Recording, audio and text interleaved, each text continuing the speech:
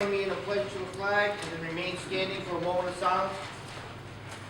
I pledge allegiance to the flag of the United States of America, and to the republic for which it stands, one nation, under God, indivisible, with liberty and justice for all.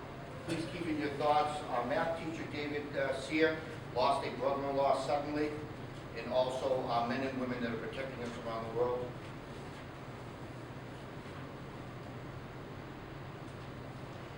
And also, too, of course, from the bombing last week, a little over a week ago in Boston, people that were injured, and the 5 people that lost their lives. Thank you very much. Okay, minutes from April 29th. Move to approve as printed. Any discussion? All those in favor? Aye. Anyone opposed? Thank you very much. Cash balance, so who's has the honor this evening? I have a cash balance report as of April 17th, 2013. Account balance, April 3rd, 2013, is $3,771,511, spot 97. We had deposits from April 4th through April 17th, $360,277, spot 90. Less a payroll on April 11th, $561,252, spot 92. And warrant number 19 on April 9th of $689,210, spot 64. Leaves us with a book balance on April 17th, 2013 of $2,881,326, spot 31. With the corresponding bank balance on the same date of $3,690,115, spot 73. Have a motion, please? Move to approve the cash balance. Discussion? All those in favor? Aye. Anyone opposed? Okay, in your packet, there's a report on the revolving fund. There's a budget report in your packet. Budget transfers. Maria, are you handling that? You will see in your packet, there was some budget transfers. Most of these are going from within accounts. There are some that are for instructional and salary line items that you will cover with some instructional salary line items as well as some of the feeding. The total that was transferred from is $198,293.22, equally going to transfer into account $198,293.22. Motion, please. Move to second. Discussion? All those in favor? Aye. Anyone opposed? Thank you very much.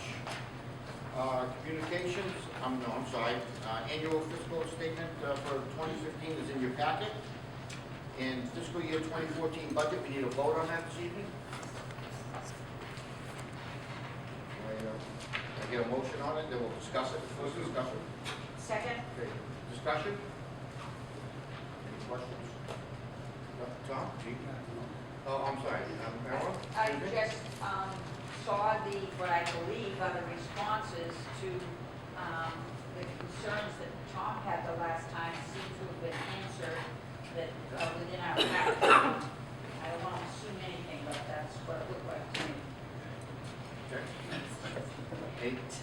Gondar? And I would reiterate what just said, that I did receive a copy. I think if everyone looks, they will see the adjustments that Leon or the accountant. The important thing to note, okay, is that the year-ending financial report ended in conformity with the accounting principles generally accepted in the United States of America. This is a validation of the effort made by everyone involved in the process. Most interactions, I think, that we had with the auditors turned out well for it. And I just want to say that the one statement that I made relative to some of the changes, they were derived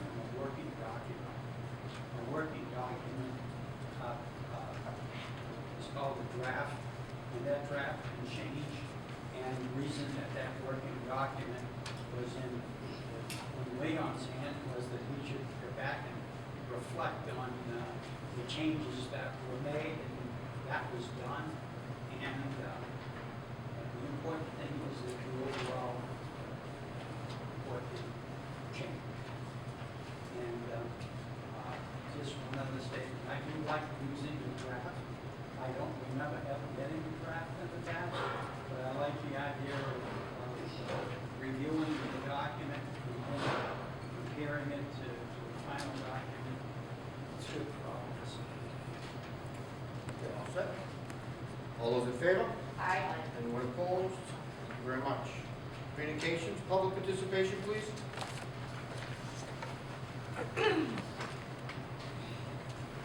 Good evening, honorable member of the Greater Lawrence Vocational School. Thanks for the best year. Thanks for upcoming election of 2013, for the season that we as the parent and the citizen review the goals and objectives of our elected officials. To see who among our candidates work toward promote more parental and community involvement, who is more inclined to share the model of the excellence and wonderful schools with other schools.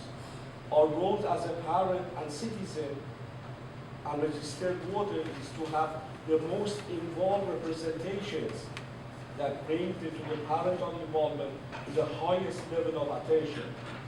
In these wonderful schools, we need to speak up in support of our teachers and the union. Without our dedicated teachers, this wonderful school could not be so well spoken. The best reputation that we want to see as our elected officials represent our goals and support of our teachers and the union. Our teachers are most important to the positive reputation of this wonderful school. Support our teachers and the union and express appreciation for their hard work in dedication to educating our children and promote community and business leaders to offer our children a chance on the job training. Your most important responsibility of our elected official is promote parental involvement, an important task of getting parents involved in the task of the school. We wish you the best in the upcoming election. Thank you. Thank you. Okay, report from the superintendent, admission and presentation from the admissions. Hi. I'd like to introduce Jason Paris, our Director of Guidance, who's going to update you on our admissions at this point, the process we've had this year, when we're at the admissions to this point. Good evening, welcome. I think that Janice took care of making sure you all had the one handout. I thought that this was the most important one. It's the admissions update by community. Does everyone have that?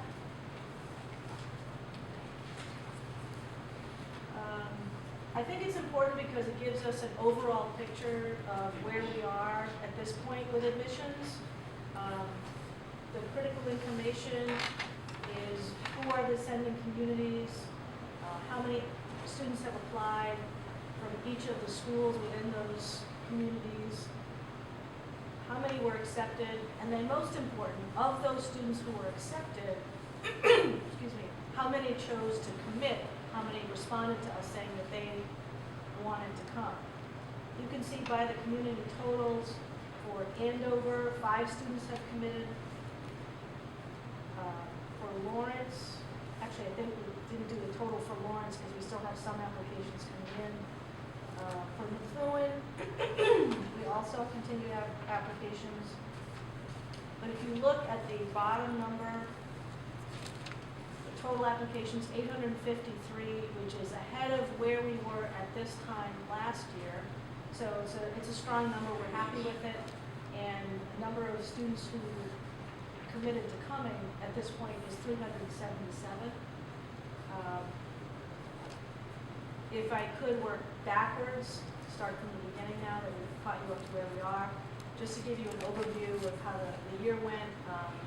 We are feeling good about it. We did some reflection on my first year with the department, and we made some changes to the process that, as you know from last year's update. And One of the things we stressed was having greater communication and ongoing regular reports given to the middle schools. We feel like that's been very fruitful. I think that the relationship building between the high school and the sending schools is good. I think that's due to the efforts of the counselors and getting out into the communities. We started off in the fall, as we usually do, by sending recruiting teams representing GLTS out to each of the sending schools. We also had more independent schools contacting us to say, hey, we may not have time in our day for you to meet with our students, but could you come to an evening event? Could you come to a nighttime event? So we were very pleased that they were now soliciting us. I can say that we also had a very, very nice experience with Esperanza Academy. They are a school that has not sent us students in the past, and this year we have 3 of their students attending, and they have a liaison that works with them that is connected with me this year, and asked if he could continue to work with their graduates and come to GLTS on occasion to meet with them to see how they're doing. And we're really excited about that. Those students are happy being here, and it gives Esperanza more reason to continue to send us students. And I think that that's developed into a positive relationship that just wasn't really there before. The counselor teams that went out typically consisted of at least 2 and up to 4 counselors, depending on the size of the group we were presenting to. We met with any and all 8th graders that we could at each of the schools. We had great access to the students, and we would also bring with us a video and play the video that is very student-centered focus on kids currently attending GLTS and how they feel about their experience here, focus both on academic, shop side as well.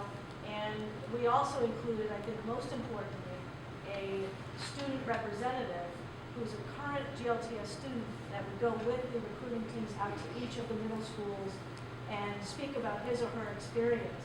And when possible, we would bring a student that was a graduate of that particular middle school so that they were able to make a personal connection. We feel as a department that that's the piece that really resonates with those 8th graders, is seeing that this is a kid who came from where I am. He or she is talking about their successes and their experiences, and typically we would ask them to come with us in their shop uniform and maybe bring some project that they've been working on or tools that they use and engage in kind of a conversation, question and answer with the students. So that went quite well. John Mejia produced that video for us, and he does a fantastic job.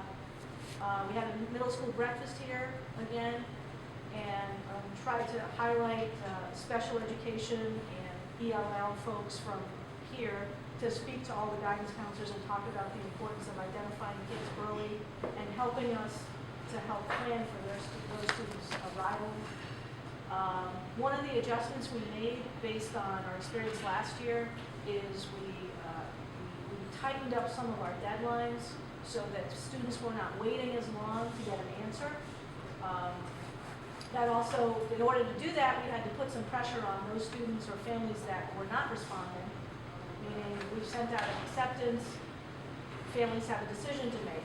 They check a box saying their student will come, or they check a box saying we've decided our student is not going to come. Last year what we found was we were waiting a while for those answers, and what I've learned is we just can't do that. So by tightening, like that, by tightening up that timeline, it did mean that we had to just say, look, your time is up. You've had 3 weeks to decide. We need to now move to the wait list, and I'm happy to say we were able to take a lot of students from our wait list. And our goal, just to bring us back to your community update, if you can see the bottom line for committed, we have 377 committed, but just knowing the natural course of things, many of those students between now and the beginning of the year, despite having committed, issues will arise. Typically not in their control. It's somewhat of a transient community, families move, circumstances change, so as much as many of these kids will want to come, we know for a fact, no matter what we do, many of them are not going to come.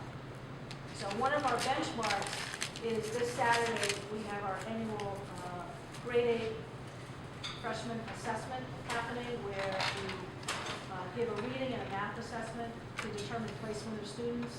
And it's also a day that the parents of the incoming freshmen would come and get a full orientation to the school. And it's happening this Saturday from 8 o'clock to roughly 11:30 or 12.